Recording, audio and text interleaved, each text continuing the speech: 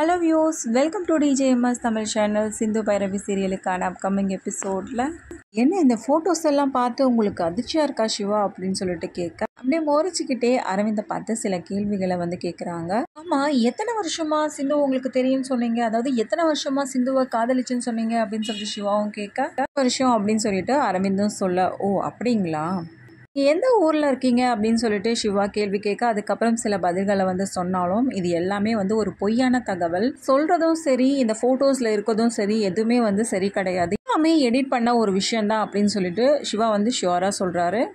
சிந்துவை சின்ன வயசுலேருந்து எனக்கு நல்லாவே தெரியும் சிந்து எப்படிப்பட்டவ அப்படின்னு சொல்லிட்டு, அதனால தேவையில்லாமல் ஒரு பழியை வந்து சிந்து மேலே போட தேவையில்ல. எந்த ரீசனுக்காக சிந்து மேலே இப்படி ஒரு பழியை தூக்கி போகிறேன்னு எனக்கு தெரியல, நீங்கள் தான் விசாரிக்கணும் அப்படின்னு சொல்லிட்டு என்ன பண்ணுறாங்க, ஜட்ஜ் கிட்ட வந்து சொல்கிறாங்க சிவாவும். அதுக்கப்புறமும் நம்ம அமைதியாக இருக்கக்கூடாது அப்படின்னு நினச்சிக்கிட்ட அரவிந்த் என்ன பண்ணுறாரு, இதுக்கு மேலேயும் என்னால் இந்த உண்மையை வந்து இந்த இடத்துல சொல்லாமல் இருக்க முடியல. நாங்கள் 2 பேருமே விரும்புகிற காலத்தில் 2 பேரும் தனியாக வந்து நிறைய தடவை சந்திச்சிருக்கோம். கணவன் மனைவி எப்படி அன்பாக இருப்பாங்களோ அதே மாதிரி நாங்கள் வாழ்ந்திருக்கோம் அப்படின்னு சொல்லிட்டு இந்த மாதிரி ஒரு குண்டை தூக்கி போடுற மாதிரி ஒரு விஷயத்த வந்து எல்லாருனோடையும் வந்து சொல்கிறான். அதாவது சிந்துவை பயங்கரமான வார்த்தைகளால் அவமானப்படுத்துகிற மாதிரி வந்து பேசுகிறார் அரவிந்த். சிந்து ஒரு பக்கம் கண் கலங்கி போய் நிற்க, இன்னொரு பக்கம் பார்த்தீங்கன்னா இது எல்லாமே வந்து ஸ்னேகாவுக்கு பயங்கர ஒரு ஹாப்பினஸ்ஸாக இருக்குது. இந்த சமயத்தில் அரவிந்தை பார்த்தா சிவா என்ன பண்ணுறாரு, நீ உண்மையாலுமே விரும்பியிருந்தனா கண்டிப்பாக வந்து தான் விரும்புகிற பொண்ணை எல்லார் முன்னாடியும் வச்சு இப்படி அவமானப்படுத்தவோ அசிங்கப்படுத்தவோ முடியாது. இதில் இருந்தே தெரியுது இவன் ஒரு தப்பான ஆள் அப்படின்றது. இதை எதையுமே என்னால் ஏற்றுக்கவும் முடியாது. சிந்துவை பற்றி எனக்கு நல்லாவே வந்து தெரியும், பின்னாடி யாரோ ஒருத்தர் இருந்து செயல்படுறாங்கன்னு மட்டும் தெரியுது, அதை நீங்கள் தான் வந்து கண்டுபிடிக்கணும் அப்படின்னு சொல்லிட்டு சிவா சொல்கிறாரு.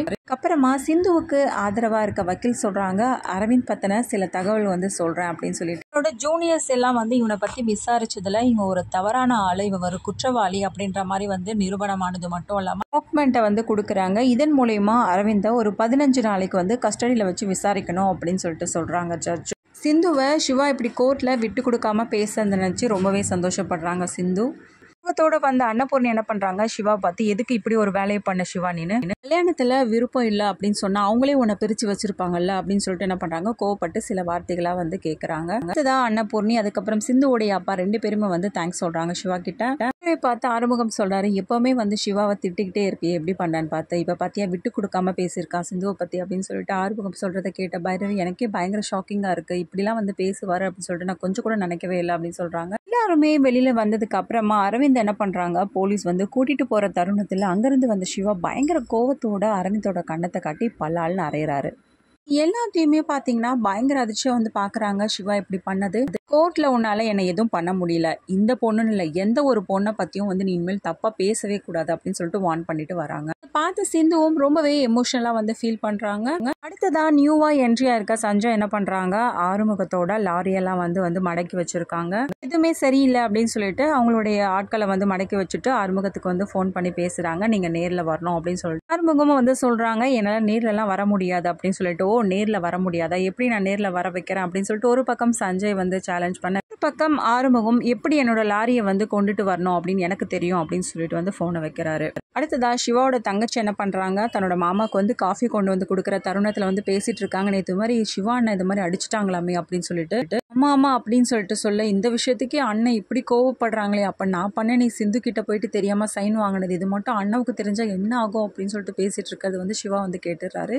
கேட்ட சிவா ரொம்பவே கோவத்தோட தன்னோட தங்கச்சி கிட்ட போய் வந்து கேள்வி கேட்க ஆரம்பிக்கிறாங்க. அதுக்கப்புறம் சிந்துவையும் போய் பார்த்து பேசுகிறாங்க. என்னோட தங்கச்சி தான் இந்த வேலையை பண்ணியிருக்கா அப்படின்னு சொல்லிட்டு உனக்கு முன்னாடியே வந்து தெரியும், அப்புறம் வந்து யார்கிட்டையும் நீ காட்டி கொடுக்கல அப்படின்னு சொல்லிட்டு சிந்துவை பார்த்து சிவா கேள்வி கேட்குறேன். அவங்களையும் வந்து என்னோட தங்கச்சியாக தான் நான் பார்க்குறேன், ஸோ இதனால் வந்து சொல்லி ஒரு பெரிய பிரச்சனை வர தேவையில்லை அப்படின்னு சொல்லிட்டு தான் நினச்சேன், அதனால தான் இந்த விஷயத்தை பற்றி நான் யார்கிட்டையும் சொல்லிக்கல டாக்டர் அப்படின்னு சொல்லிட்டு சொல்கிறாங்க. இதை கேட்டு ரொம்பவே எமோஷனலாக ஆறாரு.